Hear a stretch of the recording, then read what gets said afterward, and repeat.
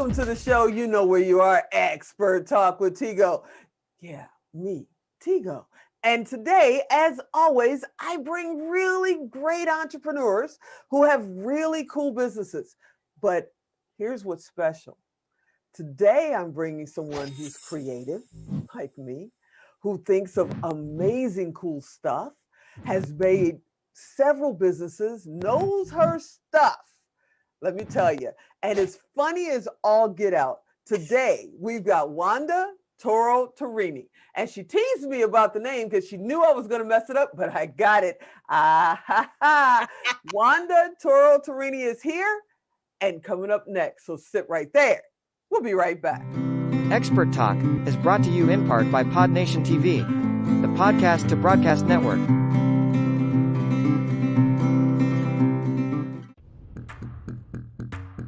Expert Talk is produced and distributed by Melrose 11 LLC. Lights, cameras, take action with Melrose 11.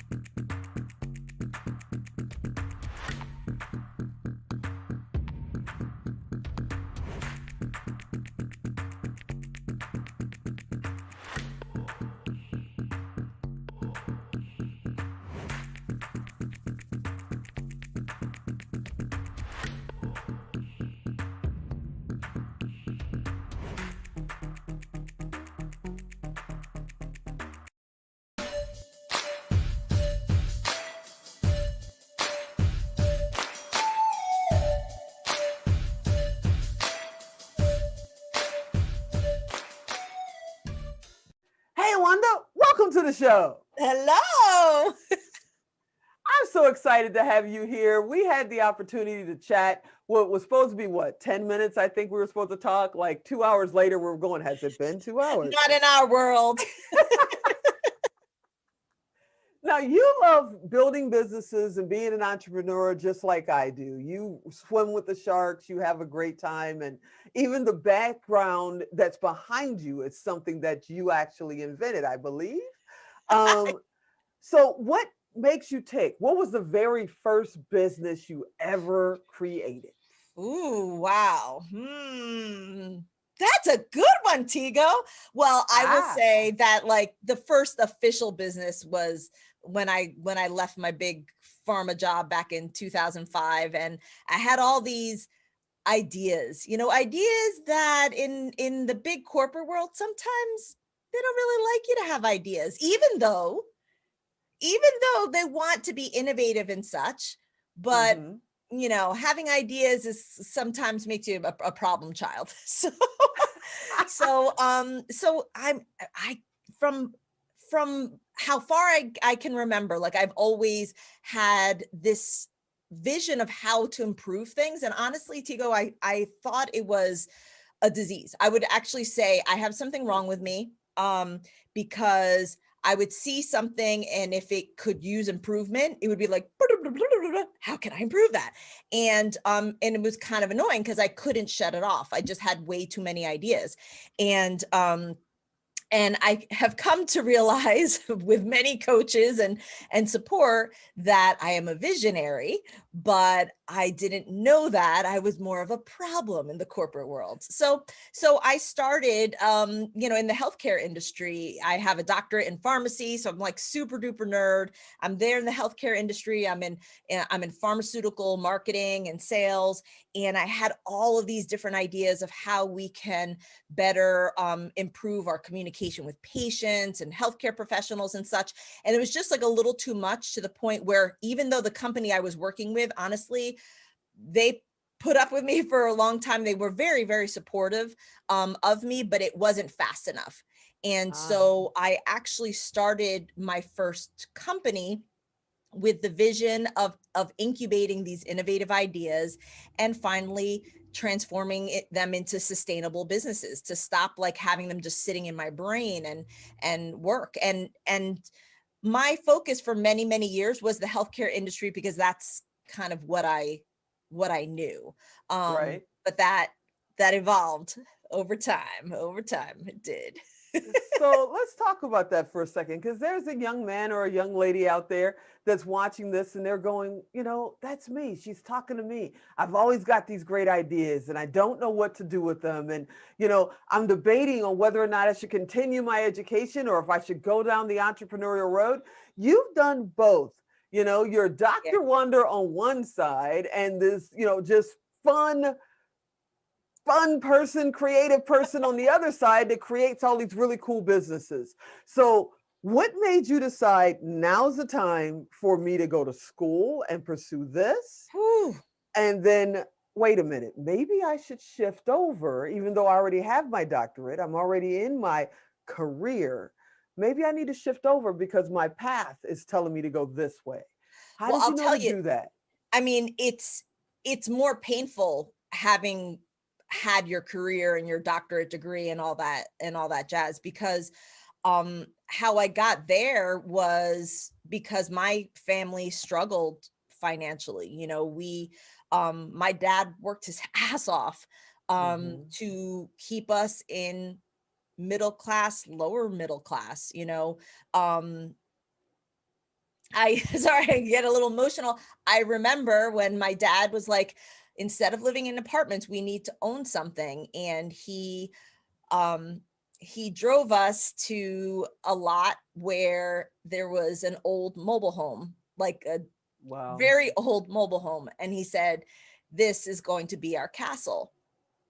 And I was obnoxious and like 12 at the time, and I'm like, we're going to live in a mobile home, and my father was so proud of that because that was the first thing that he ever owned. Right. And he said to us, he was like, well, you see what it looks like now, but location, right? So then he goes off on this thing. What we're going to do is we're going to put this on a good lot, and then we're going to make the lot really nice, and then that will increase the value. Now, in most cases, like 99% of cases, mobile homes do not increase in value. They're considered just like cars. They decline immediately. So we took that mobile home, and I remember painting it with him and putting the skirting on it, and he got a corner lot in I think it was like a 10 home mobile home park. And he had that corner lot, and he put a garden and everything. And I think he bought it for like $6,000 or something like that. And he sold it for $20,000. Go ahead, Pop. That's awesome. Back then. But I reflected on that experience of, reflecting back as to how embarrassed I was of that, and how much of an accomplishment that was for my dad. Now I look at it, I'm like, holy crap. I mean, my parents grew up in like Hell's Kitchen and like just all the stuff. But anyway, the point is that, the road to success for my dad was he got a college degree like when he already had kids. Like there was no support when he was little, like in the ghetto. You know what I mean? To be like, if he said he wanted to go to college, like it was like, well, good luck. You know what I mean? Yeah. Like, go get a job because you're not staying here, right? So in my mind, it was just like, well, I get out of this. I can carry on all the work that my dad did to get us to this level.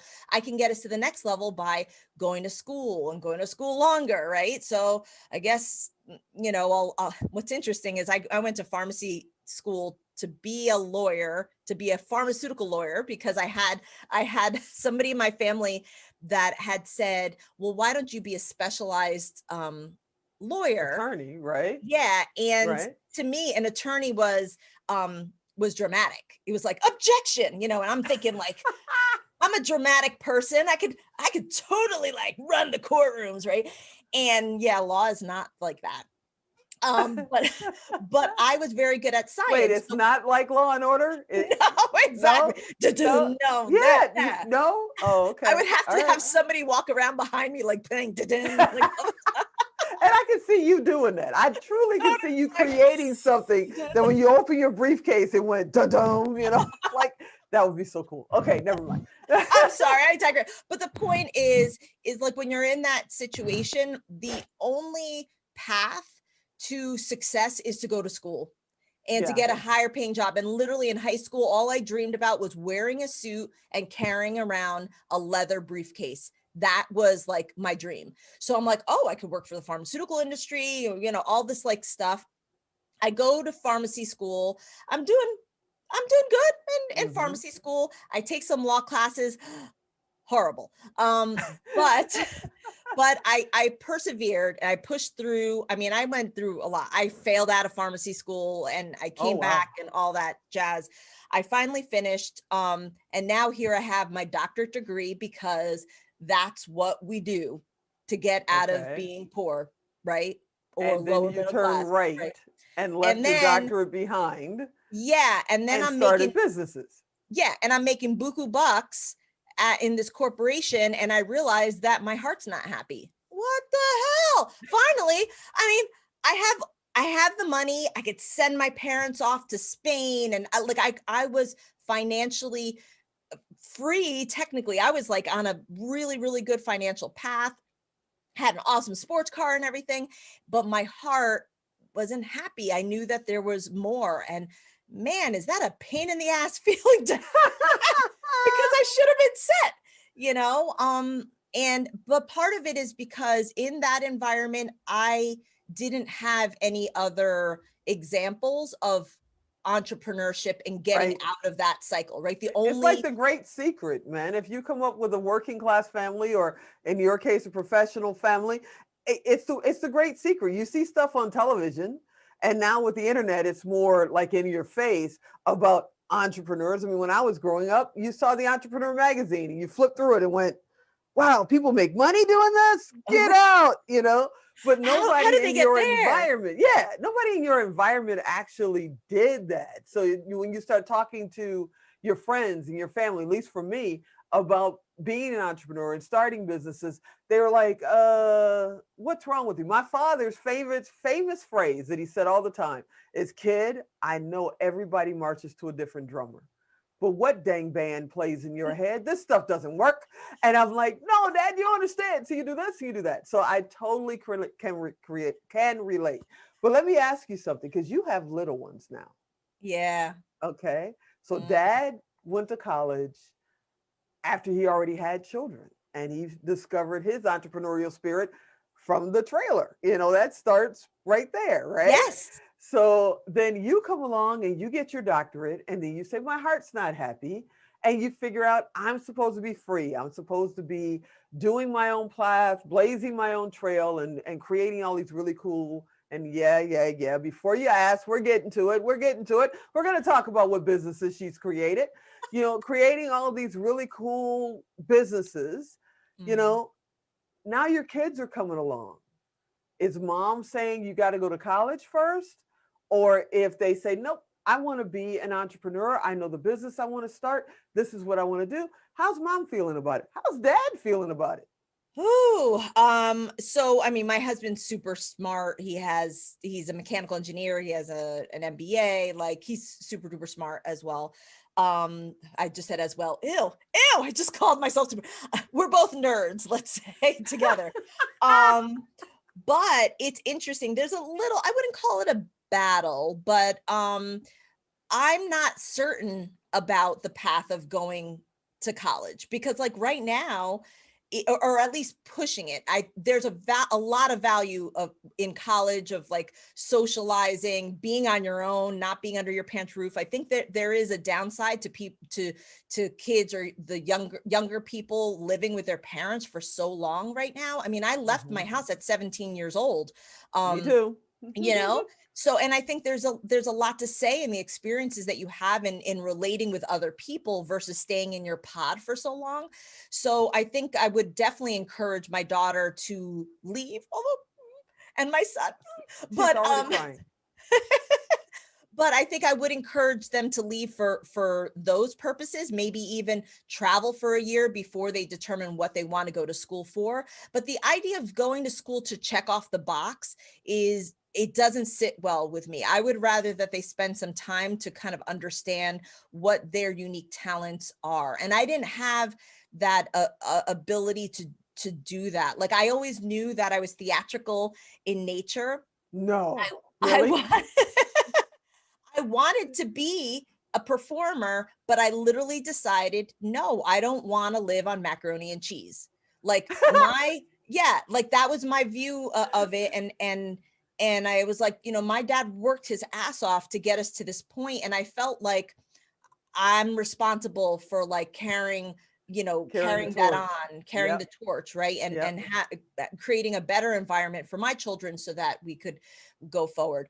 There's a little bit of a mix for that, because part of the challenges that we had is what created me. And then meanwhile, my daughter, like, I'm trying to, really encourage her concept of like earning things. And she'll just say like, oh no, I don't need to work for that because Mima will give that to me, or, or daddy or mommy will give that to me, or for my, and I'm like, oh Oh no. no. So we're in the process of fixing that. But it's interesting how, if you want to create a better environment for your children, you're also stripping them of the challenges that made you who you are. And so, Yeah, for me, I'm it's knee pads on a bicycle. I mean, when I grew up, you didn't have helmets, you didn't have knee pads, which could explain a lot of the problems I may be having right now. But you didn't have any of that. You went out and you rode. You went out and you yeah, rode. You got scrapes. That's what you're supposed to do. But now the kids get wrapped in like bubble wrap almost, and they go out there yeah, and they don't get that experience of having to be injured or surviving stress or anything like that.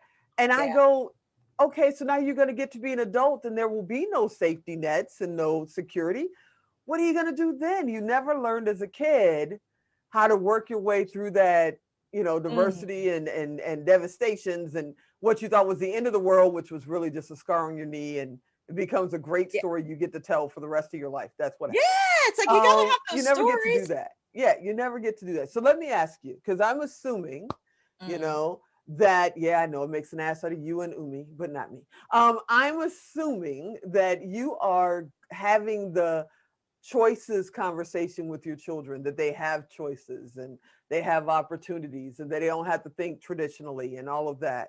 But there are people out there, especially young people, like you said, like me, like you, that didn't have someone in their corner that was saying, if you want to go for it, go for it. They're yeah, going, no. Like my dad said, he was a union man. There's the good jobs in the union. Go get a union job. That's all he wanted to hear, was I was going to work the union. yeah. Um, what would you say to that person that doesn't have that support right now, but they know they're meant to be a dancer or an entrepreneur or a performer? What would you say? Yeah, I think it's way easier now to find your people, right? So with Facebook, with social media in general, there's a group out there for everything, right? Mhm. So it's easier to connect with people that have similar dreams and desires, because now you realize that you're not alone, that you're not the weirdo, right? So what happens is that, when we didn't have that ability, for me, I came to realize that my grandfather and my great grandfather were entrepreneurs. I mean, they were in Puerto Rico. My grandfather owned a bar. My great grandfather, he had like a farm, and he would like, sell the coconuts and the plátanos and, all that stuff. Right. Um, so it was all standard. I wouldn't say any of it was like innovative, but I didn't quite get to ever speak to them about it to understand if it was a choice or a desire, Right, if it was a desire, or if it was just like that's how they had to live, right? right. So that was a little different there. But coming back to kids, because I didn't have anybody that was an example of like how to like live differently or out loud, then I just follow that standard path. So the biggest thing is community. And I would say that to entrepreneurs today. Entrepreneurship can be really, really lonely, especially when you're surrounded by most people that aren't entrepreneurs, right? Yep. So people love you and they're going to tell you that you're freaking crazy and you shouldn't do something, because they want to protect you, because they don't Yep. know any better, right? Because they see a small percentage of people succeed, quote unquote, right? And so they just want to keep you safe. And so you have to kind of connect with other people that are in that uncomfortable zone, because together you'll be able to break the paradigm, right? So that's what I would say is most important. Now, you just dug into a little bit of a secret desire for me, is to ultimately start a foundation for children that are in low economic, income environments, to actually help give them examples of what entrepreneurship is like, because it is the key. It's the freaking key to get out. And there aren't that many people when you're in that environment to show you the way. So you just think that what's around you is all you got. Yeah, and what you see on television on your streets is all you got. I totally agree with that. So I'm going to get in trouble if we don't go to break. I mean, I'm going to get that look of what the heck is going on. So we're going to treat this like this was Dr. Wanda's part of the interview. And then when we come back, we're going to hit that entrepreneurial spirit that is truly the new Wanda, the entrepreneur Wanda. So just sit right there. We'll be right back.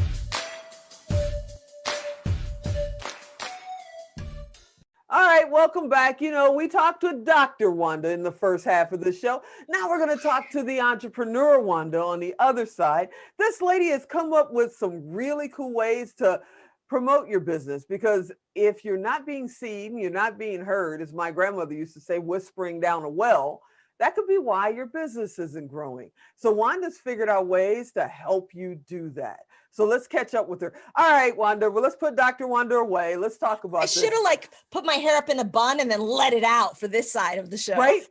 Yeah, yeah. Okay, we should retake it. No, I'm kidding. No, let's keep going. Let's keep going. So what made you step out on your own, make that decision, other than your heart wasn't happy? Because a lot of people spend 40 years, 50 years in a job that their heart's not happy, but they don't have the nerve to step out there. What made you decide, that's it, I'm out, I'm going to go do my thing? And what was the first thing you did? Yeah. So the big thing was thankfully I was put on this leadership accelerator track, and I was being mentored and all that jazz. And so I was supposed to kind of come back within the organization. I was on working as a sales rep for like 18 months. I was supposed to come back as a director, lead a team, all that stuff. Right. And I realized I'm responsible, once you become a director of a team, that I'm responsible for their culture and their happiness, right? And if I'm not happy, then how are they going to be happy? And that was very important to me, because I had worked with awesome managers, right? And I had worked with really not so great managers that probably weren't happy with where they were, right? And I realized how much of an influence I could have on people's lives with that. And so I thought, if you have this in your heart, you're going to go back to this big responsibility job now, because that they've nurtured you for, and you're going to be a shitty manager because it's not where you want to be. Ooh, okay. And that was my thing. And I'm like, I need to try something. Now, what the problem was, that working for a big corporation, I couldn't have something on the side, because to me, I had a lot of software ideas and innovative ideas that could potentially be proprietary. And when you work for a large organization, sometimes you sign something that says, if you invented it while you worked for us. Yeah. So I had to keep it locked up in my brain for so long.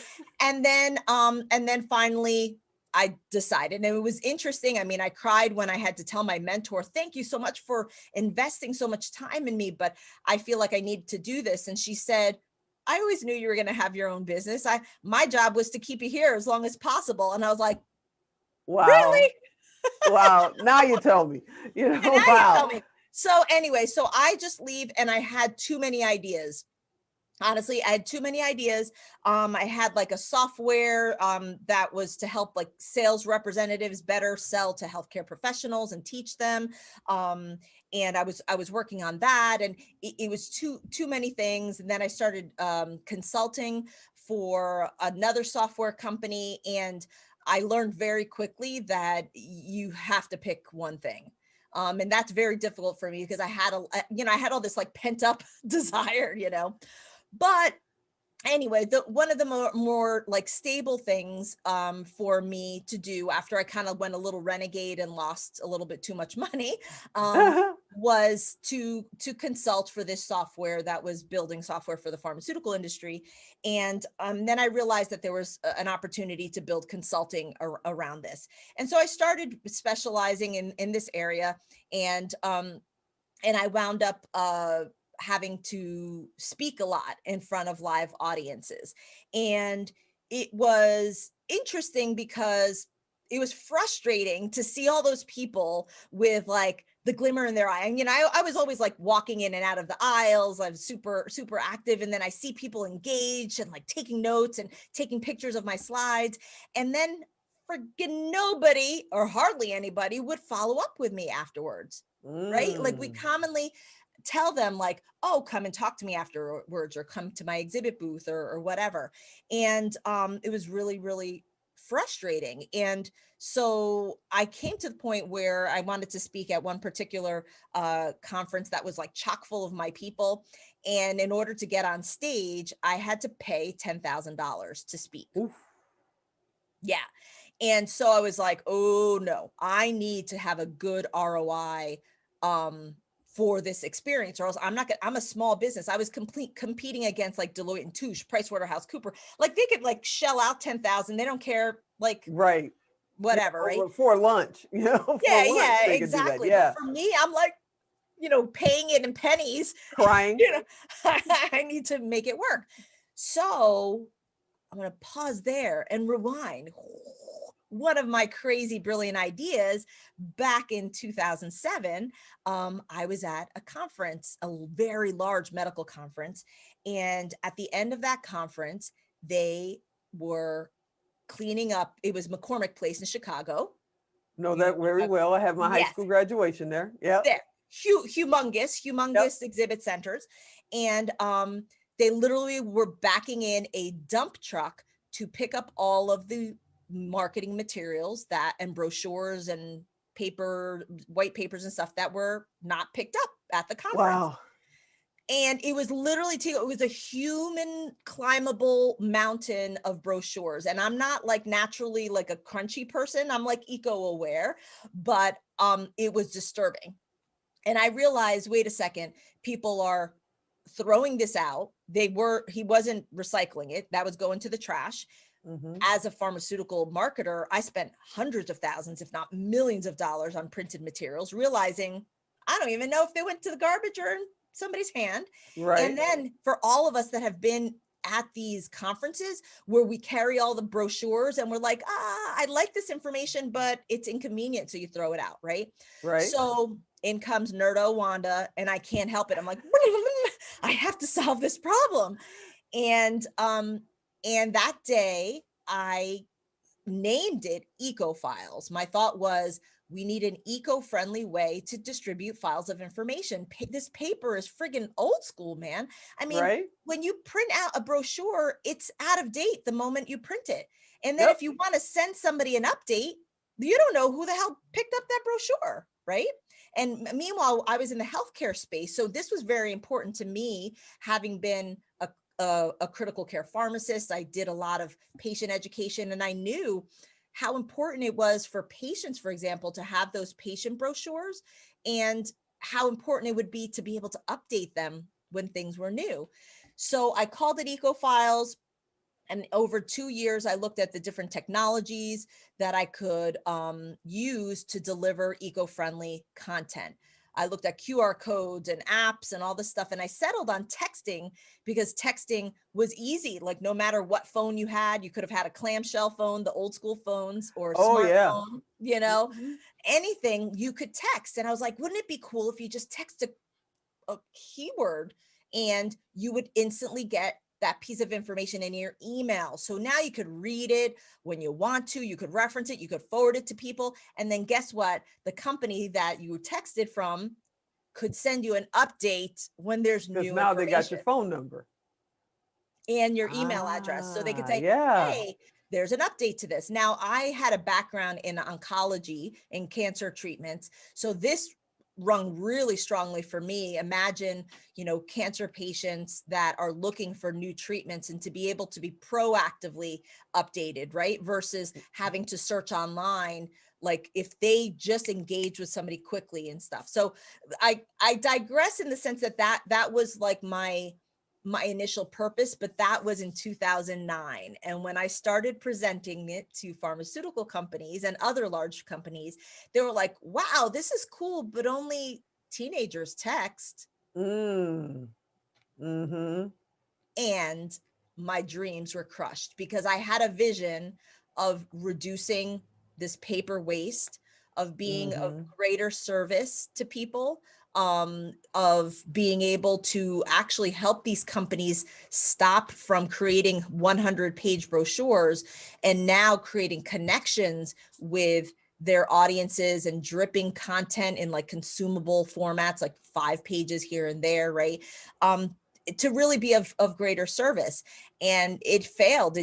I tried and tried, and nobody was interested in being an early adopter enough. And I put it on the shelf. But I gotta ask I, you, it's 2021 and everybody's texting now. So did you pull it off the shelf?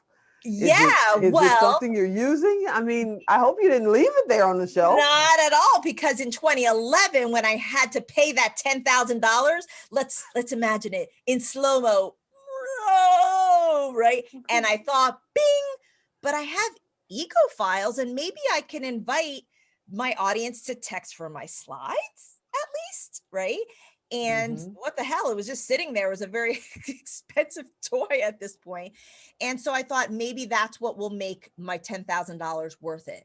So the first freaking time that I offered back in 2011, I offered an audience the opportunity to text for my slides. 25% of my audience texted, and that was more leads than I had gotten in the previous 3 years going to these conferences and exhibiting and such. And I was like, oh. So Nerdo Wanda says, okay, there's got to be a better way. And over the next year or so, I started to refine, like, how is it that I verbalize this keyword? How was it that I presented it physically? When in the presentation did I do it? And 76% of my audience would text for my keyword every single time I spoke. And I knew I had something there. Yeah, that's magic. That's Yeah. magic. So now do you offer this to other people? Yeah. Can they Yeah. can they use it today? Yeah. So So how, when, where, what do they do? Because yeah. somebody's going, I'm speaking next week. Can I Yeah, get it? exactly. Well, eco files didn't make sense from a branding perspective. And, on another show, we'll talk about how I went into a deep meditation, but ultimately wound up calling the service Catch, or Ketchwords. So now I'm going to show this on the screen. I don't know if people are also just listening audio wise, but now what we do is we help impact driven, service driven experts who love to share their expertise, right? I feel like the me's, right? Like I loved speaking because I love to see that glimmer in their eye. I love to see people say, wow, you really taught me something, right? So I help those people actually connect with those anonymous fans in the audience, because those people are anonymous to you. And so what we do is we help them create what it is somebody's going to text for, right? Which I call a value bomb. That's really important, because if you have something crappy, then people aren't going to text for it, right? Right, right. And then we go through a strategic process to figure out what's going to be this really appetizing offer that is not a lead magnet, by the way, because a lead magnet attracts somebody that's a cold person. the assumption is this is an extension of the value that you have provided through your live appearance. Okay. Okay. So we strategically look at it differently. We say, okay, what are you going to be talking about in the front? And then on the back end, what are you going to offer? So for example, I'm offering this guide on how to transform your talk into a lead gen machine. It's the strategies that I had to put together, and I hooked those strategies onto the technology, but it's those strategies that literally turned every single time I spoke into a lead gen machine, right? And so the audience could actually receive those strategies by texting leads, LEADS, to 411321 if they're in the US. If they're international, they could actually text leads to +1 909 741 1321, right? So that's the number. You text leads, and then we'll ask you for your email address, because of course we need to send you something, right? And so it uniquely gets delivered as a text, an email, and an attachment, Tigo, with that little paper clip, and it makes a difference. That's proprietary to us. Our open rates on these emails are 150%, which means they share it with somebody, right? They're sharing it. Yes. Or on average, they open it 1.5 times on average. So that's a lot of visibility. And that would make sense because you're creating something that's of value. You want people to reference it, right? So looking at those numbers, you're actually able to, I mean, we've had some healthcare clients that had like over 600% open rates. And so that just shows that the piece of content was of great value to that audience member, and that, like you said, it was probably shared a lot as well. So that's how, like, all that experience, what was once Eco Files is now Catch and Ketchwords, and our program is really about helping people realize that visibility is so important in their business, but helping them optimize that visibility by catching those ideal prospects in their audience. That's crazy. So let me ask you, I got a couple of questions before I let you get out of here. Yeah. You know, do you have to be a certain size business? Is there a limit to being too small or too big? Like, you handle 10 Texas or 10 million Texas? Is there a limit? There's no limit. There's no limit. We help solopreneurs, coaches, et cetera. And then we've also helped very large organizations communicate. The large organization side, I've spent more time in healthcare. So there was a lot of work there. And honestly, my work is not done. My desires of trying to improve how healthcare organizations educate patients and healthcare professionals is going to keep me pushing to bring it back to healthcare. But healthcare was really, they're so traditional that they weren't the ideal first early adopters. I can see that. Yeah, I can see that. So I switched over to entrepreneurs, but also because it transformed my life. Like I was able to make $4.2 million in that consulting business because of the high quality leads that I got from using my catchword, right? So it afforded me the opportunity to actually say, I don't think I want to do this. I want to pivot, right? To be able to earn that much money means a lot of different things to different people, right? I mean, I got my 6-figure salary back finally. But I was able to pivot and do something that I desired to do more. But even more beautiful was I was able to invest over $100,000 in my fertility journey to get my babies, to allow me, that was, you have beautiful babies. Thank you. I was in my late 40s when I was finally able to start my family. And I feel very fortunate because a lot of people don't have the opportunity to do 10 rounds of IVF and all this medical stuff to be able to have children. And I'm blessed, but it's because I was able to really efficiently connect with the right people and to obviously convert them, into clients. And so my mission is to kind of teach other people to do that too, because it could really change their lives. Yeah, it can. So before I let you go, tell me this. Yeah. I know that, if you have a phone service where you get charged per text, which I don't even know if they're still around. I think everybody pretty much has unlimited everything for the most part. But if you do, then the person may encounter a fee or whatever pennies that is for that. But is there a certain charge package on the other side as the business that's receiving the texts? Do you have packages, or is it just, if it's 1 or 10 million, it's the same fee? Yeah, so we have flat packages for entrepreneurs. Okay. And I know at a certain point I'm going to cap it, but right now my goal is to actually get a catchword out to as many people as possible. Anybody who is committed to showing up should have a catchword, because if you're not, I'm going to take this off for a second. If you don't have a catchword, then you're losing out on the opportunity to connect with that anonymous fan. And one of those people alone could be a client, could be somebody that really, really needs you. And that could have been the person that heard you on that TV show, that heard you on the podcast, that saw you at that conference and intended to connect with you. They really did, but life passes them by, right? So if you offer them a catchword when they're primed, when you've really motivated them and you're gifting them content that's going to help them move along that journey, you're being of service to them immediately. And then you also have the opportunity to make sure that they don't forget that there was an intention there, that they wanted to transform something in their lives, right? And we all know that it's important to be reminded, because life gets in the way, and even the things that we wanted to do, we don't get to do them. Yeah, life's what happens when you're making other plans. Do you get one short code and then unlimited keywords, or do you issue them different short codes to match the keywords that you're giving Oh, them? she's using the jargon. So we own 411321. That's us. That's Okay. our platform. Okay. And there's a lot of tech compliance work that goes on behind the scenes here. Okay.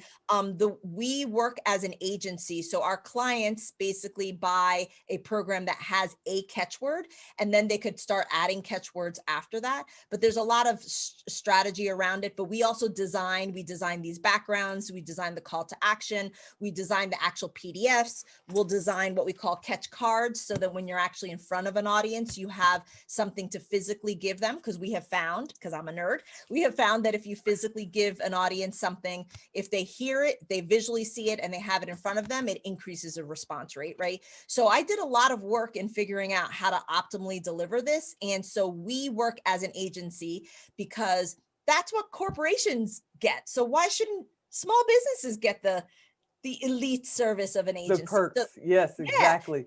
So, So how do they find you again? Where do they go? Tell me the truth. How did they get you? Somebody's going, I want to do this now. What do they do? Yeah. Well, first of all, you should text leads to 411321. It is going to give you a link to go to Ketchwords.com, but you could also go to Ketchwords.com directly, KETCHWORDS.com, right? And you could check it out. But this allows you to actually experience what your audience can experience. This is really important. I find that once somebody texts a catchword, they realize, like, wow, it looks gorgeous. We work really, really hard on making sure that we help you show up like a pro, right?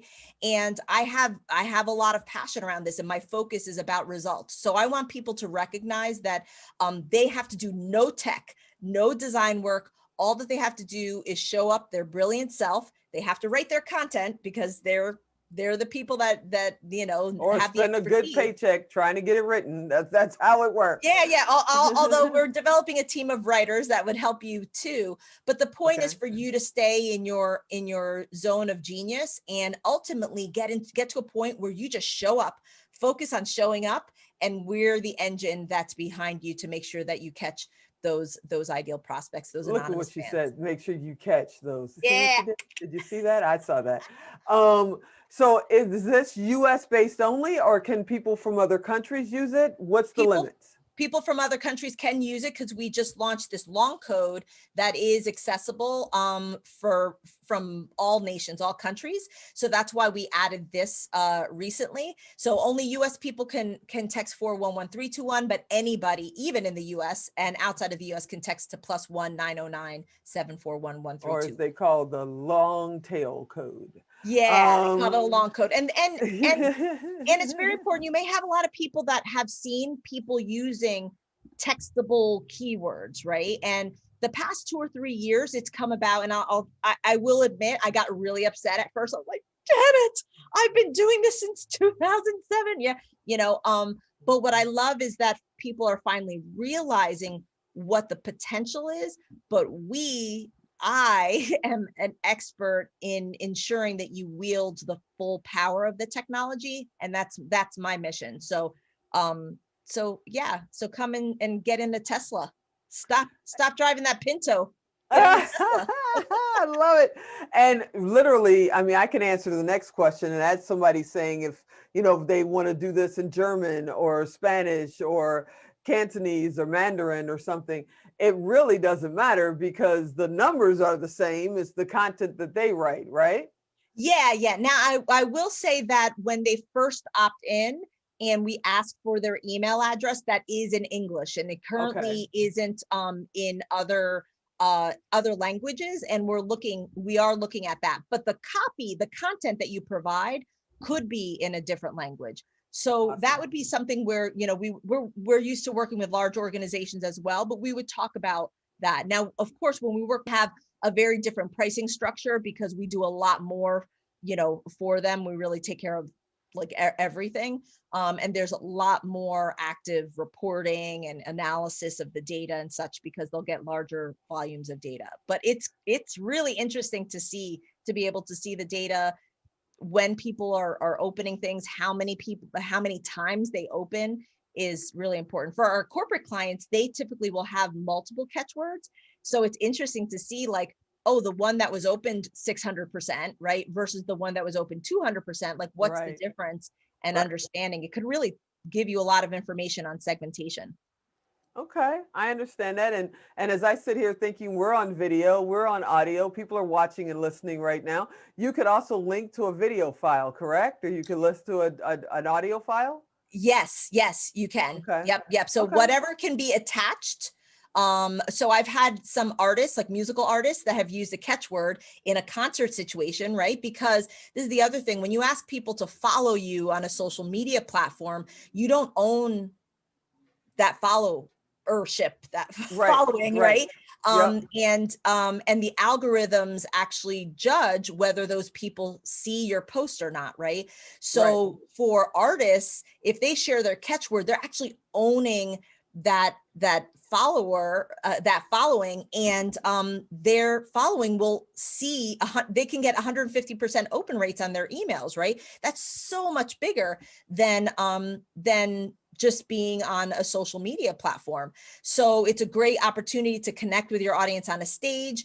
And then my point was that one of the artists offered like an exclusive kind of cover as an attachment, as like their gift, right? So from his perspective, it wasn't their value bomb wasn't an educational piece. It was a piece of their music, but they kept it exclusive to their VIP, Okay, well, followers. that's awesome. Well, I want to thank you, Dr. Wanda, and thank you, Entrepreneur Wanda, for coming on and hanging out with me and sharing a little bit. I mean, yeah, I think it's awesome what you're doing, and I can't wait to see what the next phase is because I know you got 15 other things cooking in there. You are amazing. Thank you. You are absolutely amazing. Hey, everybody, you know how we do. I bring experts, I bring authorities, I bring experts who are authorities onto the show, share a little bit, blaze the trail so you guys know which direction is open, where you're going to hit some speed bumps, and where that path to grow is straight in front of you. I'm Tigo as always, and I'll talk to you next time.